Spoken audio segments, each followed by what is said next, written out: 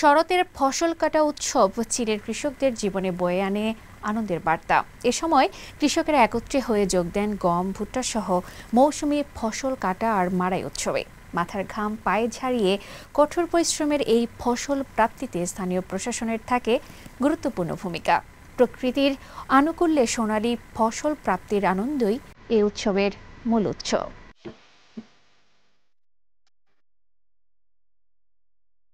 চীনের উত্তর-পশ্চিম Xinjiang Uyghur স্বায়ত্তশাসিত অঞ্চলে ইলি নদীর উপত্যকা আর ছাংগি প্রিফেকচারের শস্য ক্ষেতগুলোতে কৃষকদের এখন ব্যস্ত সময়। শুরু হয়ে গেছে শরতের ফসল কাটা উৎসব।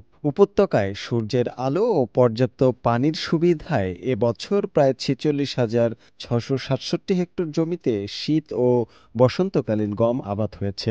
ইতোমধ্যে শীতকালীন গম কাটা শেষ আর বসন্তকালীন গমের সংগ্রহ শেষের দিকে। ফসলের উৎপাদন বাড়াতে স্থানীয় প্রশাসন ফলন বৃদ্ধির কর্মসূচি চালু করেছে বেশ বড় আকারে। উন্নত জাতের গম চাষে দেয়া হয়েছে ৫ কোটি ইউয়ান বা প্রায় ৭০ লাখ মার্কিন ডলার ভর্তুকি। এছাড়া জমি প্রস্তুতে নির্ভুল প্রযুক্তি, নেভিগেশন অনুযায়ী বীজ বপন, পানি সার সমন্বিত সেচ ব্যবস্থা ও আধুনিক কৃষি পদ্ধতির প্রয়োগ তো রয়েছে। নতুন জমিকে উচ্চমানের কৃষি জমি হিসেবে উন্নয়ন করা হয়েছে, যেখানে খণ্ড খণ্ড জমি একসঙ্গে জুড়ে ড্রিপ সেচ ব্যবস্থাও চালু করা হয়। ফলে গমের ফলন বেড়ে প্রতি মুগ গড়ে ৮৫০ কেজিতে পৌঁছেছে, যা গত বছরের তুলনায় প্রায় ২০% বেশি। এখন আমরা ড্রিপ সেচ ব্যবহার করছি। এবছর ৪ বার পানি ও সার প্রয়োগ করা সম্ভব হয়েছে। বিশেষজ্ঞদের নির্দেশনায় ফলন বেড়েছে অনেক।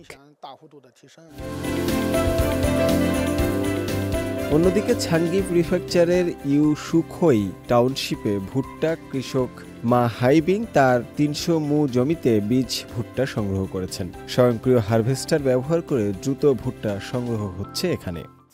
ঘনত্ব নিয়ন্ত্রণ ও পানি সারের ব্যবস্থাপনায় বিশেষজ্ঞরা সার্বক্ষণিক সহায়তা দিয়েছেন। ফলে ভুট্টার দানা বড় ও পরিপূর্ণ হয়েছে, যা ইতিমধ্যেই বীজ কোম্পানিগুলো কিনে নিয়েছে। তিনি জানালেন, ঘনত্ব নিয়ন্ত্রণ ও পানি সারের ব্যবস্থাপনায় বিশেষজ্ঞরা সার্বক্ষণিক সহায়তা দিয়েছেন। ফলে ভুট্টার দানা বড় ও পরিপূর্ণ হয়েছে, যা ইতোমধ্যে বীজ কোম্পানিগুলো কিনে নিয়েছে।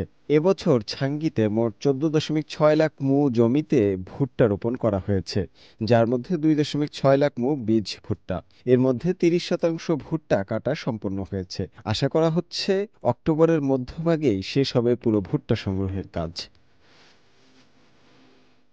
শুভ আনোয়ার, সিএমজি বাংলা।